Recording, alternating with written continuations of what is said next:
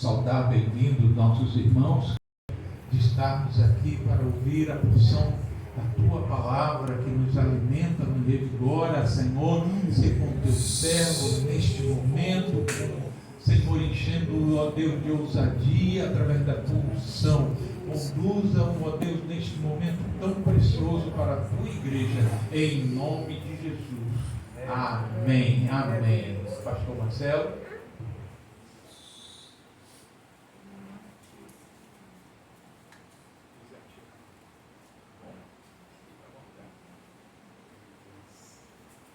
Cumprimento a igreja com a graça e com a paz do Senhor, amém? Amém. Vamos abrir as nossas Bíblias no texto da Palavra de Deus que está na segunda carta do apóstolo Paulo a Timóteo, capítulo 3, a partir do verso 1. Segunda carta do apóstolo Paulo a Timóteo, capítulo de número 3, a partir do verso 1. Nós vamos ler alguns versículos.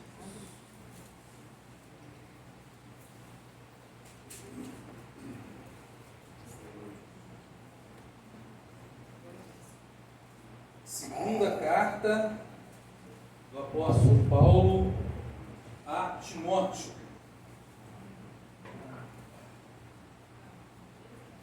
Segunda carta do apóstolo Paulo a Timóteo, capítulo de número 3, a partir do verso 1. Quem encontrou, diga amém. Amém. Diz assim a palavra do Senhor: saiba disso, nos últimos dias sobrevirão tempos terríveis. Os homens serão egoístas, avarentos, presunçosos, arrogantes, blasfemos, desobedientes aos pais, ingratos, ímpios, sem amor pela família, irreconciliáveis, caluniadores, sem domínio próprio, cruéis, inimigos do bem, traidores, precipitados, soberbos, mais amantes dos prazeres que amigos de Deus, tendo aparência de piedade, mas negando o seu poder. Afaste destes também. Feche os seus olhos, vamos orar. Senhor nosso Deus, nosso Pai, graças te damos pela tua bondade e misericórdia, Senhor. E por isso, Senhor, nós clamamos pela tua misericórdia, Senhor. Tem misericórdia de nós. Diante, ó Deus, de tanto tempo, ó Deus, desses tempos terríveis que já estão acontecendo, Senhor. Nós clamamos pela tua misericórdia. Tenha misericórdia do teu povo. Tenha misericórdia da tua igreja. Tenha misericórdia de nós, Senhor. Ajuda-nos, ó Deus, a vivermos como uma igreja, Senhor, lavada, remida pelo sangue de Jesus. Forte, ó Deus. Uma igreja, ó Deus, cheia de intrepidez e ousadia diante desses tempos terríveis, ó Pai. Que não venhamos sucumbir, mas que venhamos, ó Deus, estarmos cada vez mais fortes diante do Senhor, cheios da Tua presença, revestidos do Teu Espírito, para a glória do nome do Senhor. Eu coloco, ó Deus, essa mensagem diante do Senhor, Pai. Em nome de Jesus, serve os meus lábios para toda palavra carnal, Senhor, e que em nome de Jesus Cristo, que eu diminua, que o Senhor cresça, porque o Senhor é a pessoa mais importante neste lugar, e somente ao Senhor deve ser dada toda a honra, toda a glória e todo o louvor, Senhor. Em nome de Jesus Cristo, abençoe, Senhor, a tua igreja, abençoe o teu povo, Senhor, abençoe os nossos ouvidos, porque eu creio pelo ouvir e ouvir a tua palavra. Abençoe a nossa mente, Senhor, para que ela seja transformada, para que possamos experimentar qual seja boa, perfeita e agradável vontade do Senhor, e que a tua palavra encontre terreno fértil em nossos corações, para que possamos gerar frutos de justiça, para a glória e o louvor do teu nome, Senhor. É em nome de Jesus Cristo e na autoridade do nome de Jesus que eu repreendo a Satanás, a toda a hoste do inferno, em nome de Jesus. E o sangue de Jesus tem poder. Tudo que impedir, ó Deus, que tentarem impedir, ó Pai, essa palavra de ser pronunciada caia por terra agora, em nome de Jesus. E o sangue de Jesus tem poder. Em nome de Jesus, nos abençoe, Pai, com a tua presença e com a tua palavra, em nome de Jesus. E a igreja do Senhor diz: amém. Glórias a Deus. Podeis assentar, amados irmãos. A Bíblia está nos alertando que tempos terríveis virão. E eu já falo aos irmãos que já estamos vivendo esses tempos terríveis. Pessoas sem amor pela família, pessoas que combatem a família, pessoas que apoiam a morte de bebês ainda no útero da mãe, pessoas que estão tentando destruir a igreja, calar a igreja, pessoas que estão se levantando como Satanás para roubar, matar e destruir. E como que a igreja deve se preparar para esses tempos terríveis? Porque a Bíblia está nos avisando há mais de 2000 anos. E hoje nós temos visto coisas terríveis acontecer e a igreja totalmente despreparada. Nós temos que agir e viver como autênticos filhos de Deus. Para vencermos esse tempo de trevas que vem por aí, nós temos que viver e agir como autênticos filhos de Deus. É o tema da mensagem de hoje. Vivendo como autênticos filhos de Deus. Todas as igrejas que existem são de Deus? Não. Igrejas de Deus são aquelas que adotam atitudes que são respaldadas pelo Evangelho, pela palavra de Deus, pelas Escrituras Sagradas. Da mesma forma eu pergunto, são todos filhos de Deus? Não. Pois os filhos de Deus adotam atitudes que são respaldadas pelo Evangelho, pela palavra de Deus, pelas Escrituras Sagradas. Lembra do Evangelho de João, no capítulo 1, verso 12? Mas a todos quanto receberam, deu-lhes o poder de serem feitos filhos de Deus, aos que creem no seu nome. Somente aqueles que recebem a Cristo, somente aqueles que se convertem a Cristo, somente aqueles que declaram Jesus Cristo como Senhor, são feitos filhos de Deus. Recebem o poder de serem feitos filhos de Deus. É mais do que declarar, é viver o que está escrito na palavra. João no capítulo 8, verso 47 está escrito: quem é de Deus, ouve as palavras de Deus. Por isso não me dais ouvidos, porque não sois de Deus. Quem é de Deus, ouve as palavras de Deus, e ponto final. Não há negociação. Tem que ouvir a palavra de Deus. E mais do que ouvir a palavra de Deus, tem que colocá-la em prática. Assim como todo filho biológico tem o DNA do pai, quem é filho de Deus tem o Espírito de Deus e o caráter de Jesus Cristo, nosso Senhor. Não só o caráter, tem a mente de Cristo. Em 1 Coríntios, no capítulo 2, verso 14 e 16 está escrito: quem não tem o Espírito não aceita as coisas que vêm do Espírito de Deus, pois lhes são loucura, e não são capazes de entendê-las, porque elas são discernidas espiritualmente. Mas quem é espiritual discerne todas as coisas, e ele mesmo por ninguém é discernido, pois quem conheceu a mente do Senhor para que possa instruí-lo?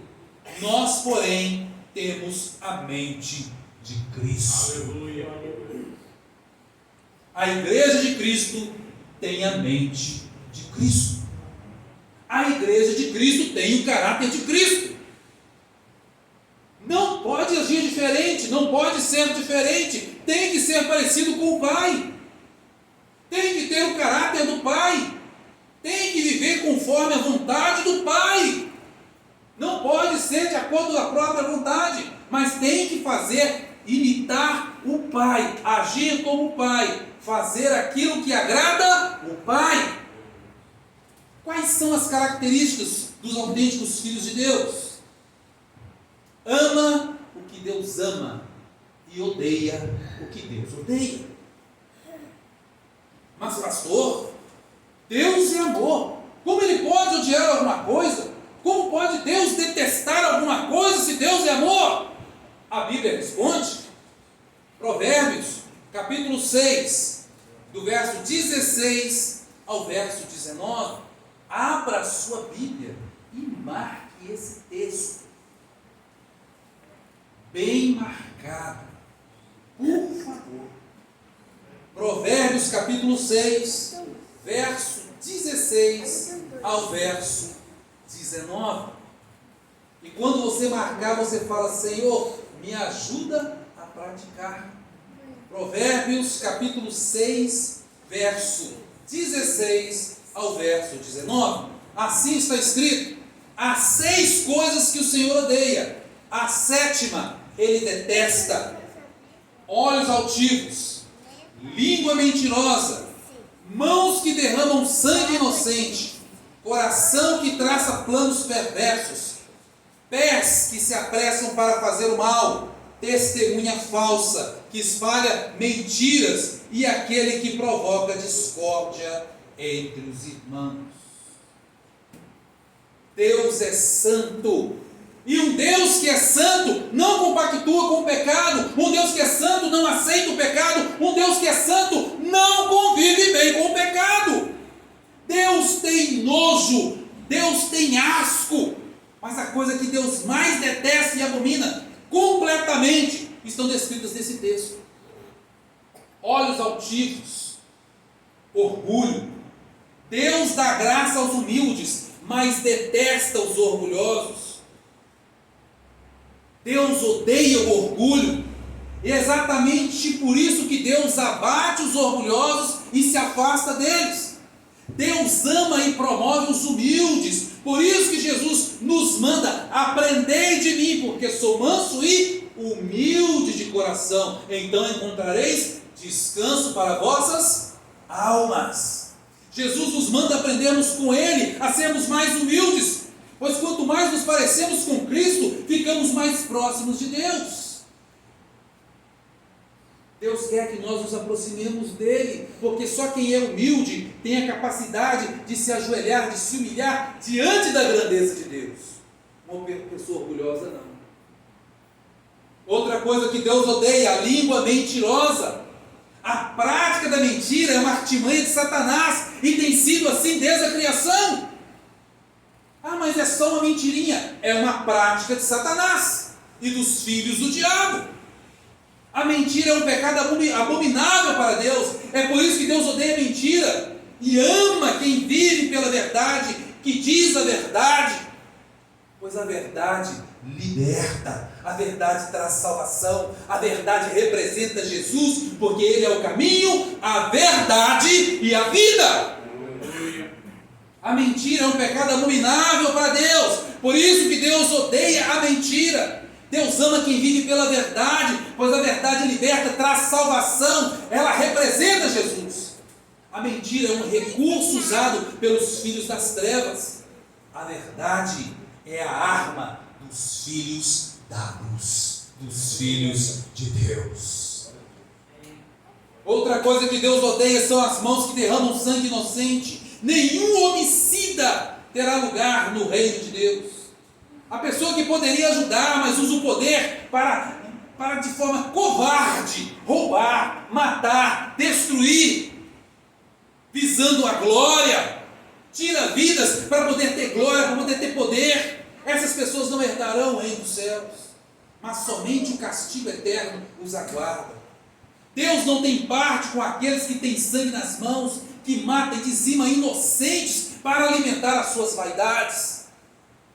A esses resta apenas a ira de Deus. Deus é vida e promete, através de Jesus Cristo, nos dar vida e vida em abundância. Deus não tem parte com aqueles que covardemente matam inocentes. Deus não tem parte com esses. Deus tem parte com aqueles que promovem a vida, que creem na vida, que apoiam a vida. Não esses que ficam querendo matar crianças no útero das mães. É um absurdo ainda ter pessoas que apoiam esse tipo de prática. Era a prática daqueles adoradores de Moloque, que matavam crianças, ofereciam essas crianças em sacrifícios a demônios. E hoje as pessoas estão aprovando leis. Quando uma lei que é pecado é aprovada, isso institui a iniquidade. E a nação que institui a iniquidade será julgada por Deus. Então, meus amados, não se assustem quando coisas terríveis caírem sobre o nosso país. Porque leis, a iniquidade está sendo instituída como lei. E Deus pesa a mão sobre a nação que pratica esses atos. Então não se assuste. Como igreja nós temos que nos preparar cada vez mais para que essas coisas não aconteçam e para que nós resistamos firmes contra essas coisas, nos posicionarmos contra essas coisas, porque nós somos filhos de Deus. E tal como filhos de Deus, nós temos que apoiar aquilo que o Pai apoia. Outra coisa que Deus odeia: coração que traça planos perversos. Quem planeja o mal também não tem parte com Deus. Uma coisa é você escorregar e cair em pecado, outra coisa é você planejar o pecado contra alguém ou contra Deus. O pecado como um acidente é muito diferente do que o pecado premeditado. O pecado premeditado é iniquidade.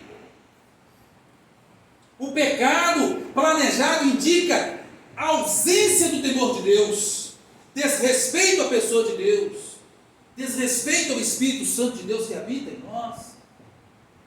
Quando você está sozinho, você não está sozinho, Deus está lá. Então nós temos que pensar muito bem no que nós estamos fazendo.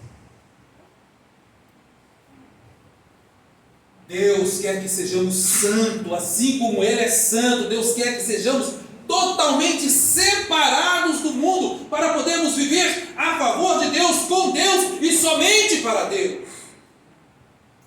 Outra coisa que Deus odeia: pés que se apressam para fazer o mal. Quem corre para fazer o mal não possui nada de Deus em sua vida, porque já foi tomado pelo mal, porque vive o mal e a maldade em sua essência. Não pode ouvir uma fofoca que quer ser o primeiro a passar para frente, sem saber até se é verdade, mas já quer noticiar. Você ficou sabendo? Olha, para você orar, hein? Ainda dá aquele de espiritualidade no negócio, né? É para orar, irmão. Como pode alguém assim ter comunhão com Deus? Não tem como. Deus, Ele é bom. Ele ama tanto a bondade que nos manda pagar o mal com o bem. Deus nos orienta a abençoar aqueles que nos amaldiçoam, a dar amor àqueles que nos odeiam. Já os maus, eles se aperfeiçoam na prática do mal, perdendo a essência de Deus e a essência da humanidade. Tem pessoas que não podem nem ser mais ditas como ser humano, de tão maus que são. Quem é de Deus se especializa na prática do bem, corre para fazer o bem e não o mal, conforme Jesus nos ensinou em vida e até durante a sua morte na cruz. Pai, perdoa, porque eles não sabem o que estão fazendo. Outra coisa que Deus odeia: testemunha falsa que espalha mentiras. Se Satanás é o pai da mentira, quem fala mentira, prega mentira, faz intriga da vida alheia, é filho de quem? Deus não tem parte com a mentira e nem com aqueles que espalham mentira, nem com aqueles que testemunham falsamente contra outras pessoas. Deus não tem parte com o diabo, que é o pai da mentira, e muito menos com os mentirosos, que são os filhos de Satanás. Assim como Deus é luz e nos manda andarmos na luz, Jesus é a verdade e nos manda andarmos na verdade.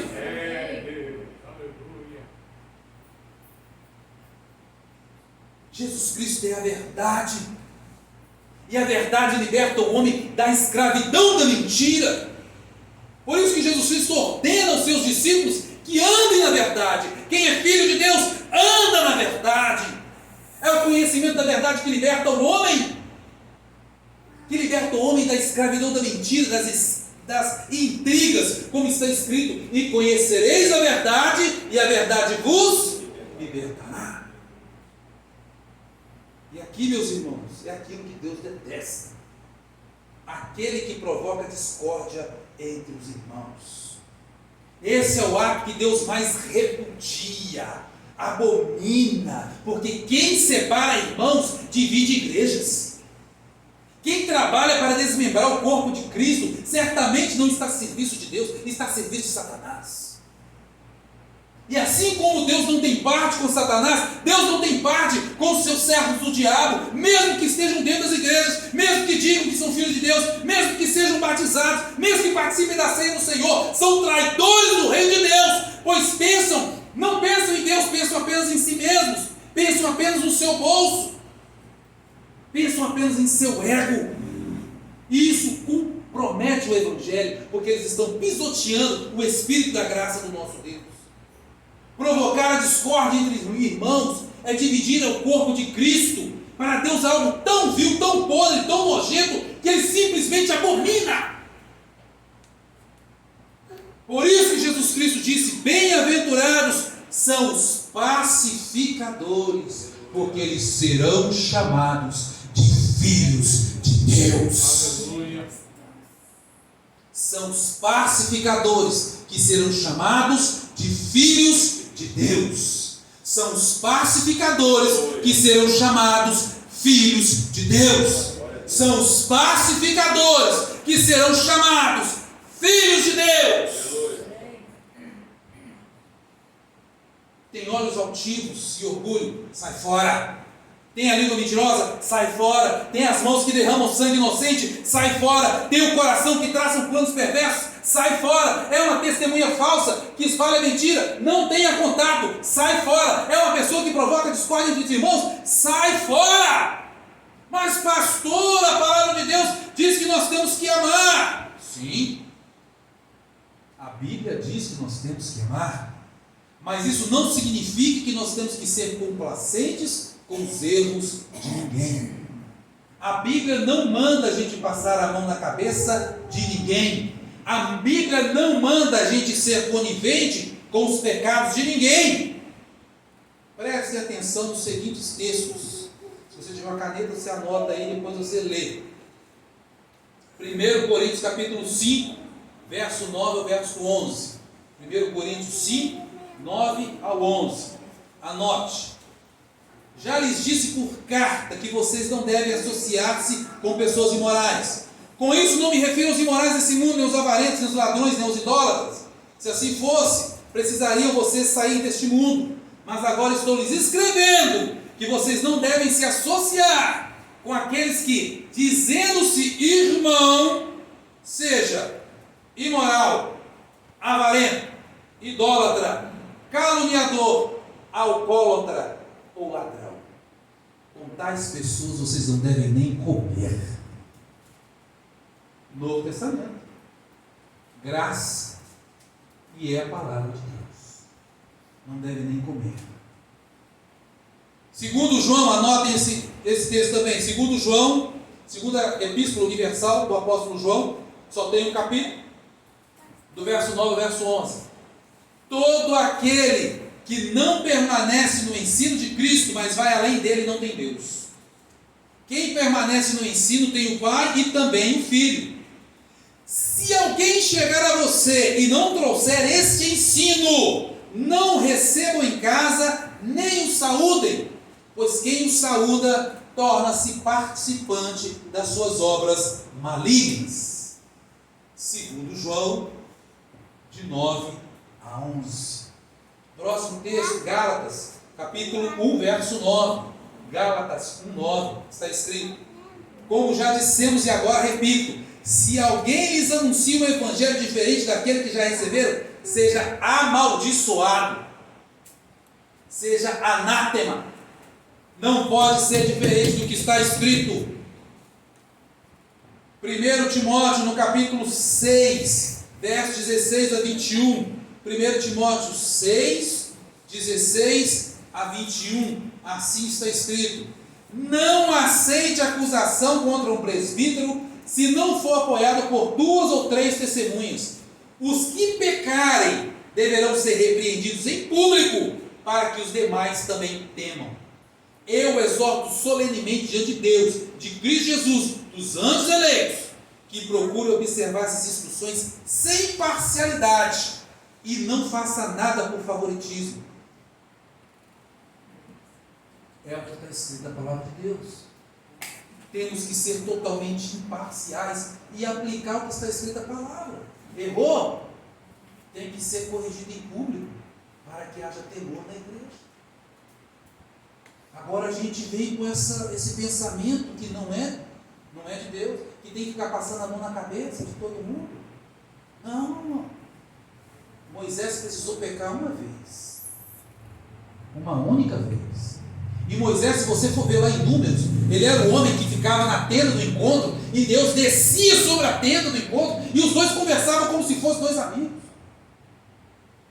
E ele pegou uma vez nas águas de Meribá, porque Deus mandou ele falar e ele bateu 2 vezes. E sabe o que Deus falou com ele? Você não vai ver a terra prometida. Mas Senhor, Moisés, não vamos falar mais sobre isso.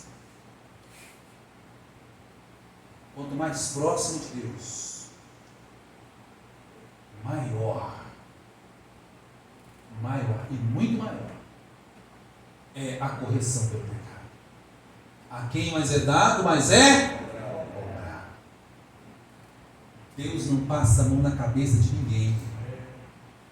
Davi, quando ele adulterou, sabe qual foi a palavra do profeta Natan para ele? Porque você mandou matar Urias pelas mãos dos filisteus. A espada jamais sairá de tua casa. Até hoje tem descendente de Davi morrendo na espada. Que foi um decreto de Deus. E pronto, acabou. Deus decretou, acabou. Agora a gente quer ser melhor que Deus, não vou corrigir. Deixa para lá, não deixa para lá. Como dizia minha mãezinha falecida, quem rouba uma agulha, rouba um trem. Pecado, ninguém tropeça numa montanha, começa com uma pedrinha. Por isso que a Bíblia recomenda a correção. Corrige o seu filho com a vara. Tem que corrigir, tem que chamar a atenção, para que haja temor na igreja. Lembra de Ananias e Safira? Vocês não mentiram aos homens, vocês mentiram ao Espírito Santo. Novo Testamento, graça. Existem pessoas que no dia do julgamento diante de Deus vai dar dó. Deus vai falar assim: chame aí fulano de tal, eis-me aqui, Senhor. Vamos ver aqui. Fulano, você plantou igreja? Não. Ganhou alguma alma? Não. Discipulou pessoas? Não. Batizou alguém em nome de Jesus? Não. Pregou o evangelho e fez discípulos para Cristo? Não. Orou, intercedeu, participou de vigília de oração, serviu a igreja com zelo, fez alguma obra relevante para o reino de Deus, abriu, participou de alguma célula, fez alguma coisa relevante? Não. Gente, mas o que essa pessoa fez? Lê o livro aí, anjo. Senhor, aqui está escrito que ele dividiu 5 igrejas, fechou 2, separou 10 casais, fez várias pessoas se desviarem do evangelho, fez 3 pastores abandonar o ministério, fez muita fofoca, contou muitas mentiras, etc.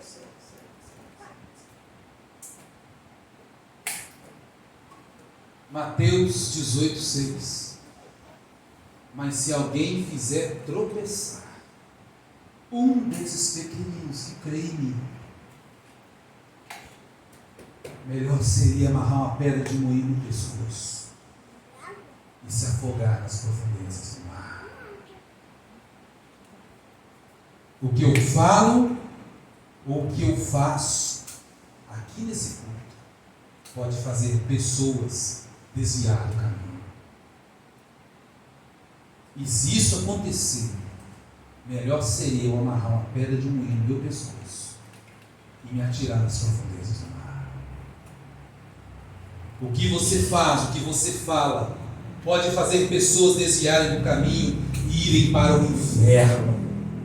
E se isso acontecer, melhor seria você pegar uma pedra de moinho, amarrar no pescoço e se lançar nas profundezas do mar.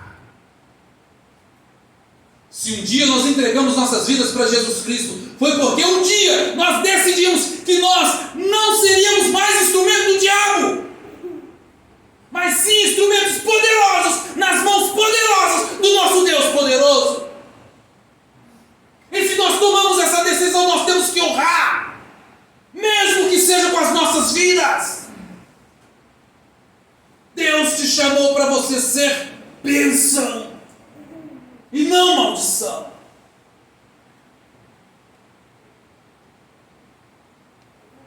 Ouça o chamado do seu Deus. Então eu te pergunto, meu irmão, minha irmã, o que você é? Porque a maneira como nós agimos, a maneira como nós nos postamos, determina se nós somos autênticos discípulos de Cristo ou apenas fariseus hipócritas. Deus te chamou para você ser uma bênção. Fala assim: Deus me chamou para eu ser uma bênção. Quais as características dos autênticos filhos de Deus? Persevera até o fim. 2 Tessalonicenses, capítulo 1, de 4 a 5, está escrito: por essa causa nos gloriamos em vocês, entre as igrejas de Deus, pela perseverança e fé que mostram em todas as perseguições e tribulações que vocês estão suportando. Elas dão prova do juízo de Deus, que deseja que vocês sejam considerados dignos do seu reino, pelo qual vocês também estão sofrendo. Ser apenas um servo de Deus tem suas recompensas, é com elas que nós devemos nos contentar, pois essas são um favor, não é um merecimento da nossa parte, mas da graça que vem de Deus. É graça. Se nós estamos de pé, é para a glória de Deus, pois é Deus que tem nos sustentado pela tua força e pelo seu poder. É Deus que tem nos sustentado.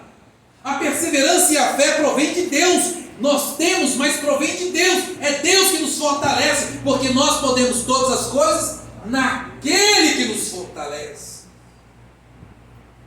É Deus que tem nos dado suporte físico, espiritual. Então, como igreja do Senhor, nós temos que buscar isso para enfrentar os dias maus que vêm por aí.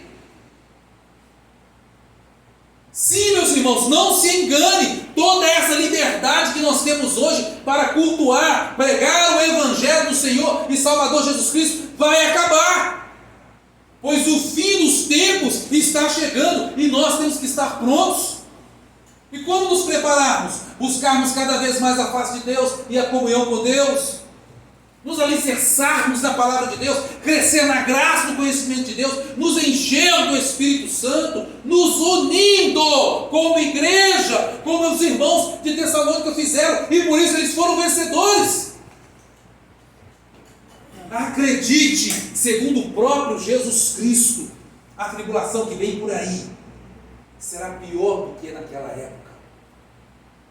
Mateus 24, 21 está escrito: porque haverá tão grande tribulação como nunca houve desde o princípio do mundo até agora, nem jamais haverá. Vai ser a hora que vai separar crentes de não crentes, fiéis de infiéis. Não podemos perder tempo com divisões, ressentimentos e brigas entre nós. É momento de nos unirmos em oração para que a igreja de Jesus seja forte e perseverante. Embora tenhamos algumas opiniões diferentes entre nós, nós temos que ter a maturidade de nos mantermos unidos, pois nós temos um inimigo em comum, que é Satanás. Ele veio para roubar, matar e destruir, e para isso ele vai usar a arte da guerra. Ele vai dividir para conquistar. Porque divididos nós somos mais fracos, mas unidos nós somos fortes. Deus te chamou para ser forte com o seu irmão. Deus te chamou para você ser alicerce na vida do seu irmão e não pedra de tropeço. Enquanto os inimigos estão se unindo cada vez mais, nós vemos o povo de Deus se dividindo e se enfraquecendo. Nunca houve um tempo na história em que mais se intensificaram as diferenças dentro das igrejas. E o termômetro é o enfraquecimento, está refletindo nas reuniões de oração e não nas grandes celebrações. Nas grandes celebrações você vê a igreja cheia. Nas reuniões de oração, irmão, você vê pouquíssimas pessoas. O que sustenta a igreja não é o dízimo que você coloca no saquinho. O que sustenta a igreja é a sua oração.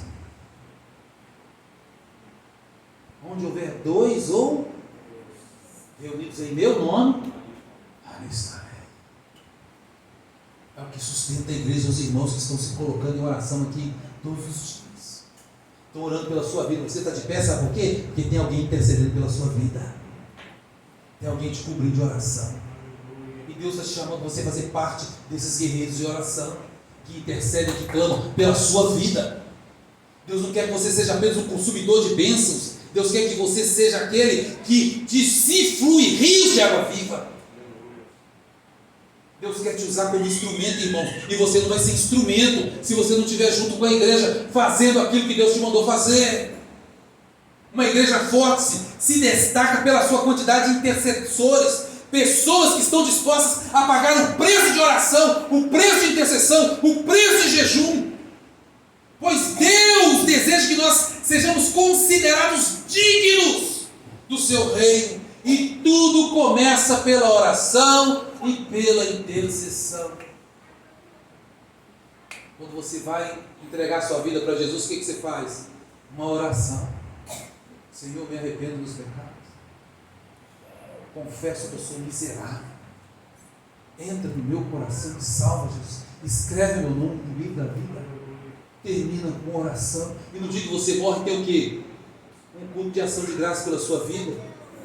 E termina com o quê? Com uma oração. Sua vida começa com oração, termina com oração. Porque quando você nasce, o que seu pai e sua mãe fazem? Obrigado, meu Deus, pela vida do meu filho.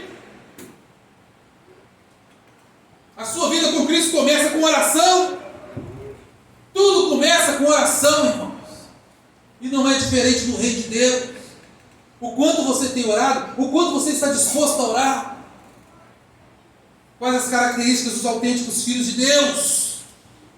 Conhece a palavra, vive a palavra e busca ser cheio da palavra.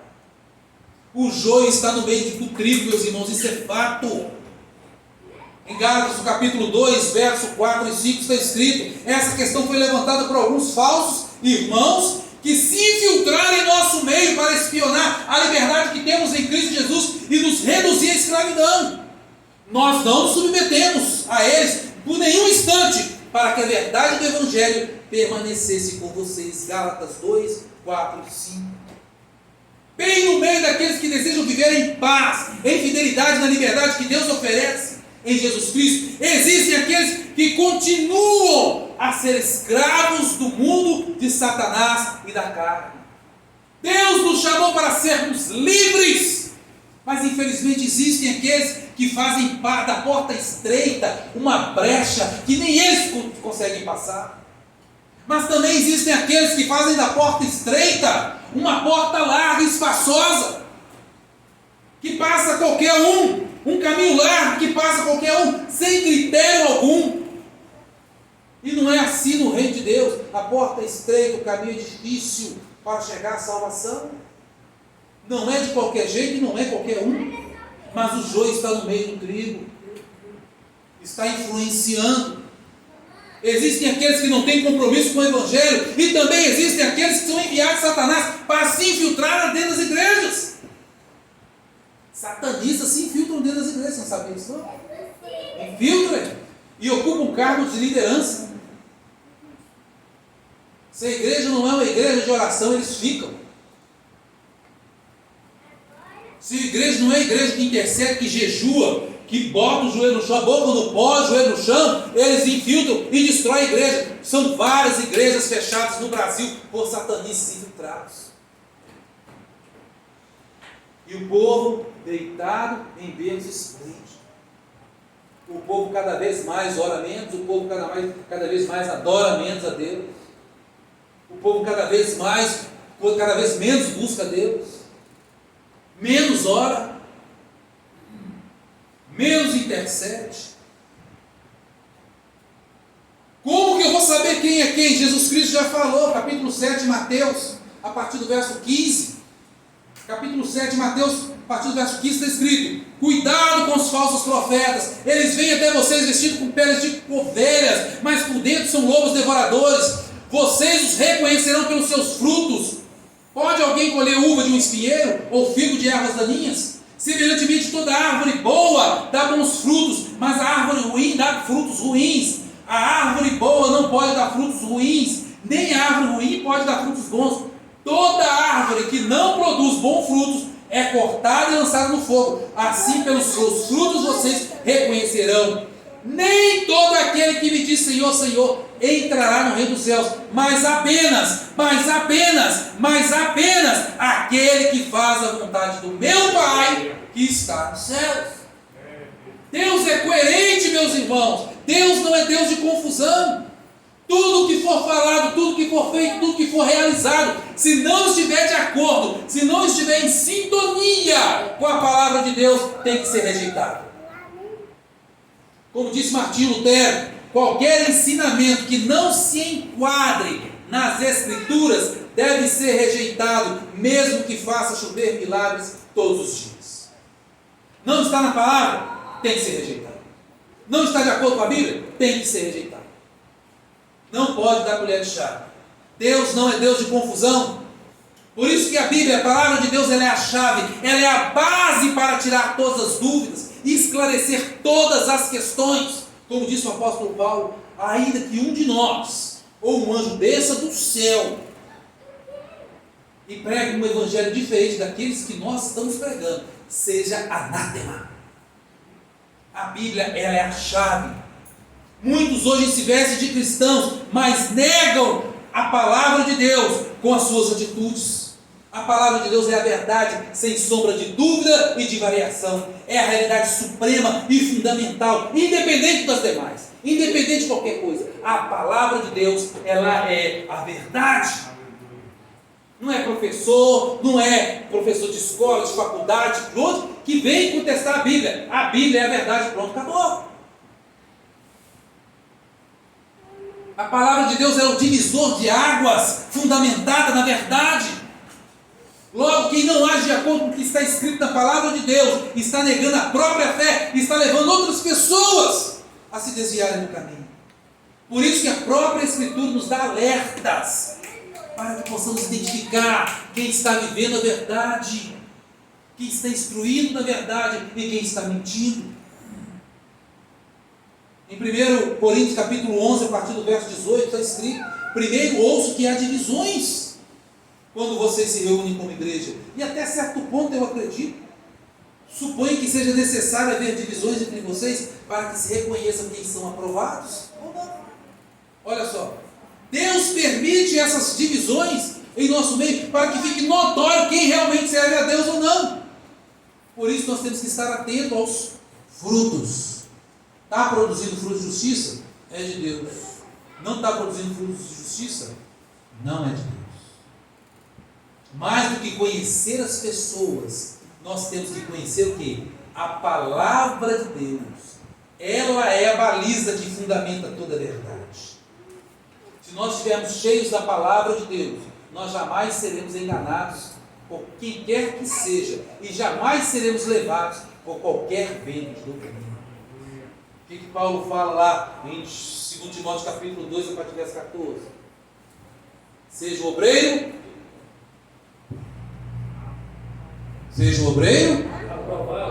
que maneja bem, não é de qualquer jeito, que maneja bem a palavra da verdade. Se você não maneja bem a palavra da verdade, meu irmão, qualquer heresia aí fora, você vai acreditar. Se chegar uma aí falando com você aí que Davi e Jonatas eram um casal homossexual, você vai acreditar. Isso não está fundamentado na verdade. Você não está lendo a Bíblia. Qualquer conversa fiada que vier, não, a Bíblia fala que você pode matar criancinha no ventre da mãe. Você vai, é verdade? Lá na igreja o pastor não fala isso não. Por quê? Não conhece a verdade. Me conhecereis a verdade vos libertará. Abra os olhos do seu entendimento, meu irmão. Estude a Bíblia de dia e de noite. Lembra do Salmo 1? Bem-aventurado o varão que não senta segundo não anda segundo o conselho dos ímpios, não se assenta na roda dos escarnecedores, não se detém no caminho dos pecadores, mas na lei do Senhor medita de dia e de noite. Aí você fica no celular.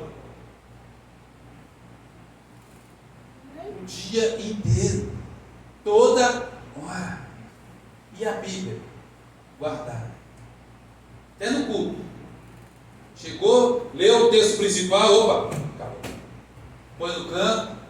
Não vai, eu estou falando aqui, mas você está pesquisando aí para ver se o que eu estou falando está escrito. E se eu estiver te enganando? Lembra lá da tribo de Bereia? De Atos? Eles eram os mais excelentes de Tessalônica. Na hora que os apóstolos estavam pregando, eles estavam conferindo na palavra para ver se realmente era aquilo que estava escrito. Aqui, ó, minha caneta, meus papéis. Está pregando, eu estou anotando, estou escrevendo e estou conferindo para ver se é verdade. Uma heresia só precisa de uma vírgula, você sabia? Lembra lá de Jesus e os dois criminosos?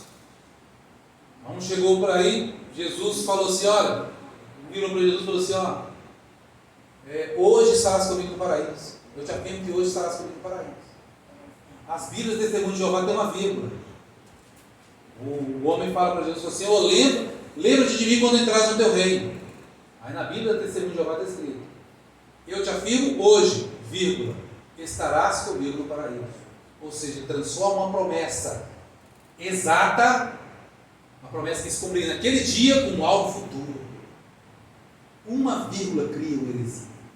Jesus, na Bíblia verdadeira está escrito, eu te afirmo que hoje estarás comigo no paraíso. É naquele dia, é naquela hora. Após a morte, meu irmão, você vai vir, você vai comigo no paraíso. Agora na Testemunho de Jeová não. Eu te afirmo hoje, vírgula, estarás comigo no paraíso. Uma vírgula. Uma vírgula. Por isso que nós temos que ser exímios conhecedores da palavra de Deus. O que caracteriza os autênticos filhos de Deus? É conhecido por Deus e reconhecido por Deus. Judas 1,4 diz, pois certos homens, cuja condenação já estava sentenciada há muito tempo, infiltraram-se dissimuladamente no meio de vocês. Estes são ímpios e transformam a graça de Deus, nosso Deus, em libertinagem e negam Jesus Cristo, nosso único e soberano Senhor. O joio está no meio do trigo, irmão. É só você ver várias pregações que tem aí. Não, Deus convive bem com o seu pecado. Deus, Ele é santo. Como que Ele vai conviver bem com o seu pecado? Ah, Deus sabe que você não consegue vencer. Meu irmão, está escrito, nós podemos todas as coisas naquele que nos fortalece. Deus, Ele é poderoso para nos livrar do mal, para te fortalecer. Mas depende de você, meu irmão. Gálatas 5,16, andar em espírito, não cumprireis as concupiscências da carne, porque a carne luta contra o espírito, e um luta com o outro, para quê? Para que um faça aquilo que ele quer. O que vai vencer na sua vida é a sua carne, se você alimentar a sua carne. O que vai vencer na sua vida é o espírito, se você alimentar o seu espírito. Qualquer coisinha, meu irmão, se você não buscar a Deus, qualquer coisinha vai te fazer cair. Agora, se você buscar a Deus todos os dias, você vai se encher da presença de Deus. Aproximai-vos, pois, de mim, e eu me aproximarei de vós. São 6.735 promessas na Bíblia, mas cada uma delas tem uma condicional, até na salvação. Se com a tua boca confessares e com o teu coração creres, você será salvo. A condicional, se você não confessar, é negativo. No Antigo Testamento, segundo Crônicas 7,14, se o meu povo que se chama pelo meu nome se humilhar e orar, se arrepender dos seus pecados, se voltar para mim, então dos céus eu ouvirei, perdoarei os seus pecados e sararei a sua terra. Mas somente se o meu povo que se chama pelo se humilhar e orar. Tem uma condicional, sim. Embora muitas pessoas digam que não, irmão, temos sim que fazer a nossa parte. O joio vai dizer que não. Por quê? Porque o joio não frutifica, não serve como alimento, isso é uma praga e realmente não serve para nada. Por isso que o apóstolo Paulo ele dá até algumas nomenclaturas lá em Filipenses para esse tipo de pessoas. Cães, inimigos da cruz de Cristo, eles estão infiltrados no seio da igreja verdadeira. Meus irmãos, nós não podemos dar espaço para Satanás. Ele só precisa da sua unha. Da sua mão ele pega o seu dedo, do seu dedo ele pega a sua mão, da sua mão ele pega o seu braço, do seu braço ele pega o seu corpo inteiro. É um espaço que ele precisa, uma unha, para ele te conquistar por inteiro. Cabe à igreja de Cristo estar atenta. A árvore se conhece pelos frutos. Quanto a Deus, não tem por que você se preocupar, porque está escrito: Deus conhece aqueles que são seus. Agora a igreja tem que estar atenta e vigilante. Vigiai e... Você não vai ver orai e vigiar. Vigiai e orai. Mais de 60 vezes só no Novo Testamento. Quais as características do autêntico dos filhos de Deus? Ele mantém a chama viva, a chama do dom de Deus dentro de si. Segundo Timóteo, no capítulo 1, verso 6, está escrito: por essa razão torno a lembrar-lhe que mantenha viva a chama do dom de Deus que está dentro de você, mediante a minha imposição de mãos. Muitas vezes nós achamos que é só converter, e já está tudo bem, está tudo certo, não converti, vou para o céu. Fez tudo, agora é só esperar. Leva o engano, meu irmão. A conversão é só o começo, pois cabe a nós perseverar até o fim. Foi Jesus Cristo que disse: aquele que perseverar até o fim é que será salvo. Não é quem fica pelo caminho, é quem persevera e persevera até o fim. Cabe a nós manter seja a chama do dom de Deus que está em nós. E como que fazemos isso? Nos enchendo e nos revestindo daquilo que é espiritual e que é de Deus. Seja nos santificando, conhecendo as Escrituras, manejando bem a palavra da verdade, guardando a fé, o mandamento do nosso Senhor Jesus Cristo, orando, vigiando, trabalhando na obra de Deus. Porque, meu irmão, o crente que não trabalha, dá trabalho. Quando você não trabalha, você se torna crítico. Está fazendo. Quando você para com as mãos, a língua começa. Então, quando você começa a trabalhar, você não tem tempo para. Agora você fica parado, você começa a observar. Aí, se tem uma pessoa do seu lado, o que você faz? E aí, é um trem do diabo, porque vai contaminando. É o trem do capeta, que vai contaminando, aí vai passando para o pessoal que está no banco de trás. Aí você começa a passar bilhetinho. Aí daqui a pouco toda a igreja está envolvida. E é assim que funciona, meu irmão. Então, quando você está com as mãos ocupadas, ou com os pés ocupados, você não tem tempo para falar bobagem, falar da vida dos outros. Começa a trabalhar, começa a fazer a obra. Meu irmão, Deus chama pessoas ocupadas para deixá-las mais ocupadas ainda. Mas eu não tenho tempo. Deus vai te dar mais um serviço. Você viu lá, o que aconteceu? O que Moisés estava fazendo quando foi chamado? Pastoreando ovelhas. O que Davi estava fazendo quando foi chamado Samuel?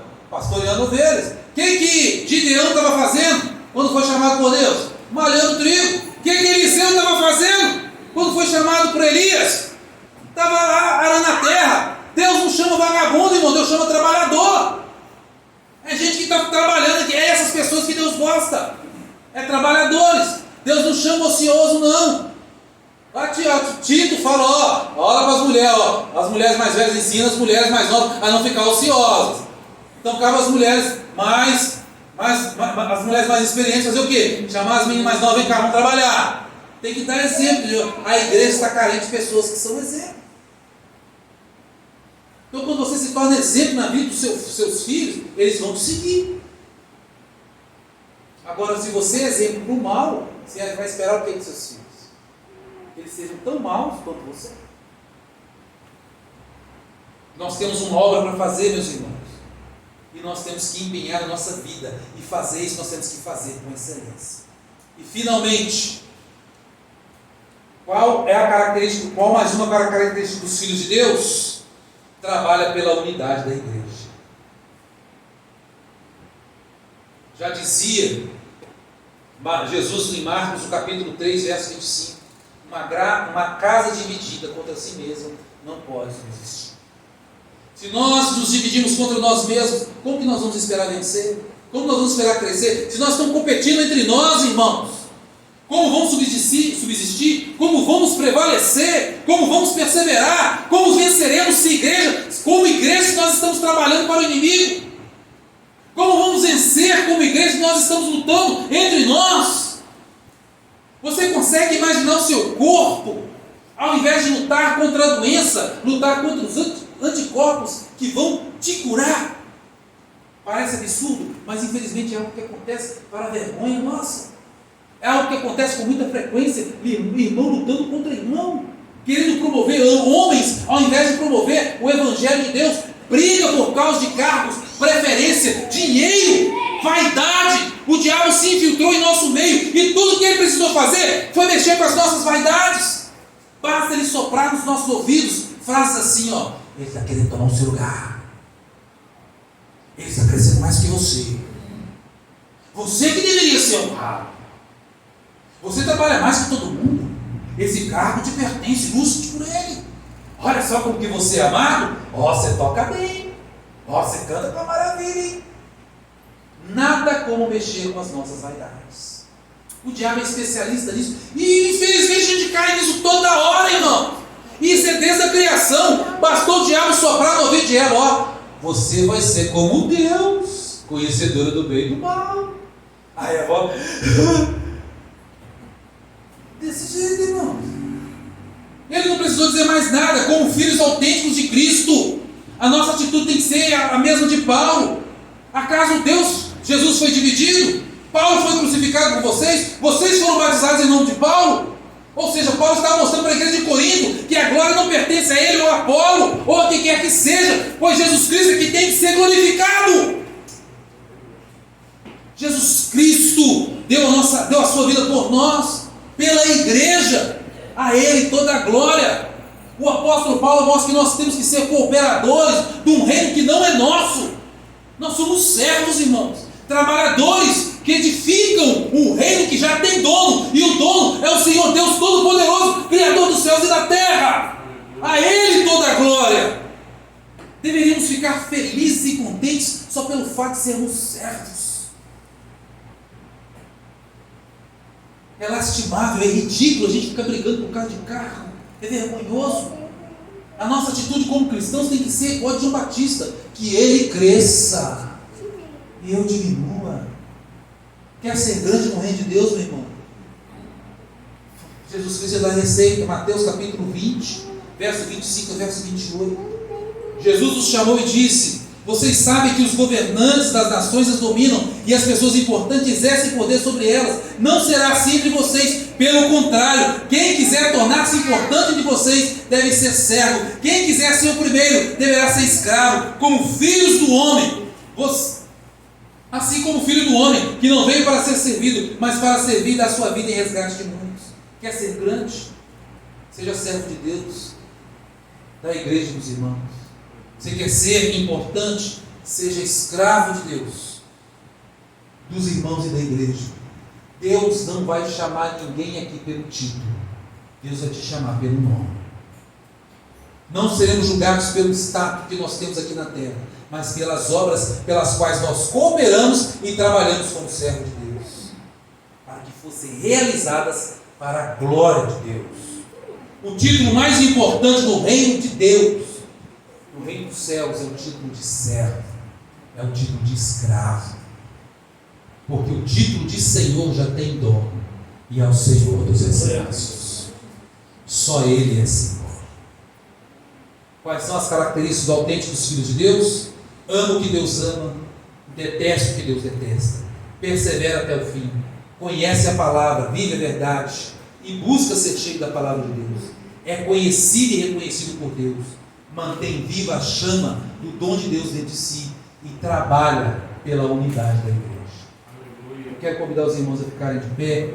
Eu quero terminar com um versículo e gostaria que vocês abrissem suas Bíblias em Lucas 17, Lucas capítulo 17, verso 10. Se você puder, faça um quadro desse texto e coloca na sala da sua casa.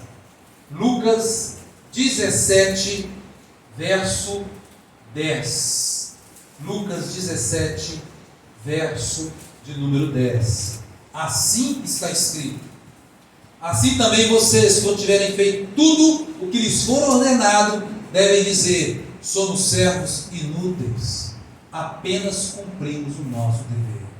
Lucas 17, 10. Outras versões dizem: assim também vós, quando fizer tudo o que vos for mandado, dizei: somos servos inúteis, porque fizemos somente o que deveríamos fazer. Assim também vós, depois de haver feito tudo o que vos for ordenado, dizei: somos servos inúteis, porque fizemos apenas o que deveríamos fazer. Se fizermos tudo o que está escrito aqui, não faremos nada mais, nada menos que a nossa obrigação. Não somos melhores que ninguém por causa disso. E se deixarmos de fazer tudo o que está escrito aqui, se não conseguirmos fazer tudo o que está escrito aqui, sabe o que significa? Que nem inúteis nós estamos conseguindo ser. Que Deus tenha misericórdia de nossas vidas. Feche os seus olhos. Vamos orar. Senhor nosso Deus, nosso Pai, nós te agradecemos pela Tua palavra, Senhor. Que em nome de Jesus Cristo nós não sejamos apenas ouvintes, mas praticantes daquilo que o Senhor tem nos ensinado. Que nós sabemos, ó Deus, que estudar a Tua palavra não é perda de tempo. Então que o Senhor tire de nós toda a ansiedade e que possamos, ó Deus, de fato, ó Deus, nos alegrarmos em estarmos na Tua presença estudando a Tua palavra. Porque nos céus, ó Deus, não terá celular, nos céus não terá programa de televisão, nos céus nós estaremos fazendo o que estamos fazendo aqui, glorificando o Teu santo nome, dando glórias ao Senhor, buscando a Tua face e crescendo cada vez mais no conhecimento do Senhor. Abençoe, ó Deus, essa igreja, derrama a Tua graça sobre a vida dessa igreja, Senhor. Ó Deus, abençoe, ó Deus, os anjos dessa igreja, Senhor, que são os pastores, ó Pai. Abençoe, Senhor, Teu servo pastor Zenas, na direção dessa igreja. Fortaleça o Teu servo, Senhor. Que essa igreja se mantenha unida, Deus, e perseverante, ó Pai, até a volta de Jesus, para que todos nós possamos subir juntos para a glória do Teu nome, sermos arrebatados, ó Deus, e assim encontrarmos com Cristo nos ares, para a glória e para o louvor do Teu nome. É em nome de nosso Senhor e Salvador Jesus Cristo que nós oramos e agradecemos, e a igreja do Senhor diz: amém. Glórias a Deus. Palavra com quem de direito, pastor Zenas, muito obrigado pela oportunidade. Eu agradeço a todos, saúdo a igreja com a paz do Senhor. Amém. Quantos glorificam o Senhor por essa palavra? Quem tem ouvidos, ouça o que o Espírito diz à igreja. Amém. Estamos prestes a ser arrebatados. Aleluia. E o que nós ouvimos aqui também é o que falamos na escola dominical. Tudo que foi falado aqui faz parte das evidências do processo de santificação que o Senhor estabeleceu para nós. Quer andar neste caminho? Santificai-vos. E santificai-vos através da palavra que está sendo pregado aqui. Quem tem ouvidos, ouça. Amém? Mandaiane, vem aqui à frente. Samuel, vem aqui à frente. Vamos estender nossas mãos sobre essas vidas que estão aniversariando, recebendo mais uma bênção de Deus. Amém? Oremos por eles. Pai eterno, graças te damos por essas vidas tão preciosas, Senhor. Oh Deus, Tu sabes das necessidades Tu sabes, Senhor, das dificuldades, mas elas estão aqui te rendendo ações de graças. Senhor, por mais um ano de vida, por mais uma bênção alcançada, Senhor, e que, ó Pai, a tua igreja continue a orar por essas vidas, e que elas, ó Pai, possa, Senhor, chegar ao final desta jornada, dizer: combati o bom combate, terminei a carreira e guardei a fé. Vai, Senhor, abrindo portas, dando saúde, Senhor, vai revigorando, renovando, Senhor, e firmando os passos dos teus servos nos teus caminhos. É o que nós te pedimos, desde já te agradecemos, em nome de Jesus. Amém, amém, amém. Depois os irmãos podem dar parabéns a Daiane, ao Samuel, e a cantina está funcionando, né? Os irmãos dêem uma passadinha lá, estarão também ajudando a igreja, né, nas suas despesas, e queremos agradecer pastor Marcelo, sua família, por mais esta bênção, né, que nós recebemos aqui esta noite, que é a porção da palavra de Deus, e a todos os irmãos que estão nos visitando. Que Deus abençoe a todos ricamente, e podem voltar, né? Se Jesus não arrebatar a igreja, essas portas estarão abertas para receber os irmãos em nome de Jesus. Amém? Aleluia. Quantos glorificam ao Senhor por esta bênção que o Senhor nos concedeu neste momento. Amém? Ouvindo esta palavra, participando deste culto de adoração. Queremos informar a igreja que durante essa semana nós estaremos suspendendo a oração na parte da manhã, porque eu vou ter alguns compromissos na parte da manhã, e a nossa irmã Edneia também está com problema de saúde na sua perna. Então achei por bem essa semana, tá? Isso não quer dizer que a gente vai deixar de orar. Você pode orar onde você estiver, né? Não é em Jerusalém, não é em Samaria, mas os verdadeiros adoradores adoram em espírito e em verdade. Amém? Então vamos estar orando, continuar orando uns pelos outros, e aqui estaremos, meus irmãos, defendendo a verdade. Glórias a Deus. Em nome de Jesus, custe o que custar. Amém? Pai amado, graças te damos por esse privilégio de estar desfrutando desses momentos tão abençoados. Senhor, é onde nos sentimos enriquecidos, ó Deus, com a porção da Tua palavra. Senhor, revigorados pelos louvores e os testemunhos. Continue a derramar a Tua bênção sobre cada um, ó Deus, e cada família aqui representada. Senhor, dá-nos uma semana de vitória, uma semana de renovo, Senhor. Sim. Para a glória e honra do Teu nome te pedimos, Senhor, e conduza-nos debaixo da Tua paz e da Tua proteção, em nome de Jesus. Amém, amém, amém. E a graça de nosso Senhor e o amor de Deus e a comunhão do Espírito Santo seja conosco. Amém. Amém. Quem disse amém? Saúde o seu irmão, abençoando a semana dele, a vida dele, em nome de Jesus. Que Deus abençoe a todos, em nome de Jesus.